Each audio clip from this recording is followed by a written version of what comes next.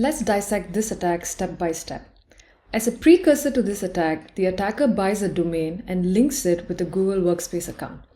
Now, as any enterprise administrator can do, he goes about creating a bunch of users and disables any security settings such as MFA. Now the attacker is armed with a list of users that are tied to his domain on the Google Workspace account. Now let's take a look at how he uses this to target victims. Just to keep things simple, we have a victim here who's using the Chrome browser for his daily activities without logging into any Chrome profile. As we can see here, he has stored a bunch of passwords locally on the Chrome browser, and this is currently not tied to any account. As an example, we can take a look at HubSpot, and these are the credentials that he's using. And this could really be any enterprise or even personal applications that he is using on a day-to-day basis. Just to clarify that this attack would work perfectly well if the victim was logged into a browser profile from the beginning. The attacker would need to do a couple of tweaks, and we will leave some notes on that. Let's move on with the attack. The attacker sets up an enticing campaign asking people to install a browser extension from the Chrome Web Store. Now he can do this through a couple of different ways, one of which is sponsored posts to drive traffic to his site where he promises AI tools, premium features, and so on and so forth. Now the victim ends up going to the Chrome Web Store to try to install this extension. It's important to note that this extension does not require any special permissions and only requires the basic read and write on all sites permission that most popular extensions such as Grammarly, Google Docs, and so on require anyway.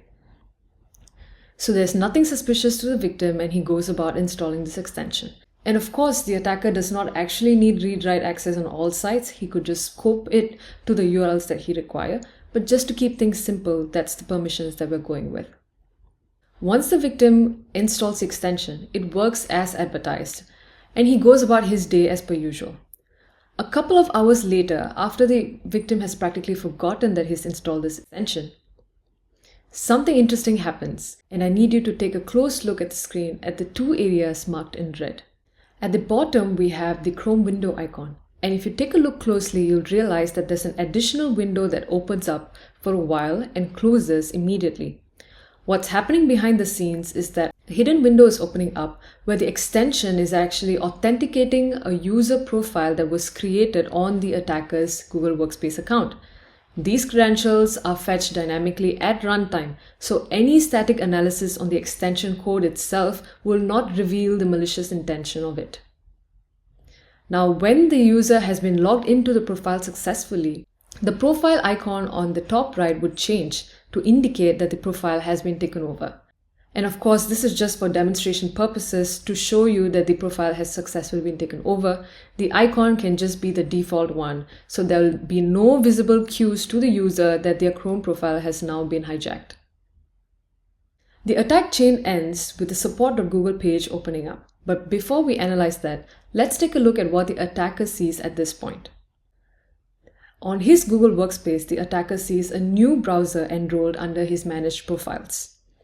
Here he can go about applying a bunch of different settings. Some of these settings are only applicable to managed browsers and some of them to profiles, and those are things that we should play around with. But the attacker can go about disabling safe browsing and making the browser incredibly insecure and easy to attack. But he does not stop there. To get access to some of the local data that is stored on the browser, the attacker does something else. Let's go back to the victim screen to see what happens. Once the user is authenticated, he is brought to the official support.google.com page. In this page, there is a message asking the user to turn on Chrome Sync. What the attacker has done is to use the malicious extension to change the content of the page to deliver the action that he wants the victim to carry out. But because this is on the official Google page with no certificate error, no typos, and no visible indicators that this page has been tampered with, the user is not suspecting and goes about following the instructions to turn on sync. What happens when he does that is that all of his local data, including his browsing history, passwords, extensions, and so on, gets mapped to the attacker's profile that was logged in. This social engineering could be done on any site. With a little bit of reconnaissance, the attacker could have custom made this to the victim's enterprise IT platform, support page, and so on, just to make this attack more believable. Once the victim is convinced to turn on sync, the attacker officially has access to all of the victim's local browsing data. Now, when the attacker logs into the same profile on his end, he can access the password manager and retrieve all of the user's credentials.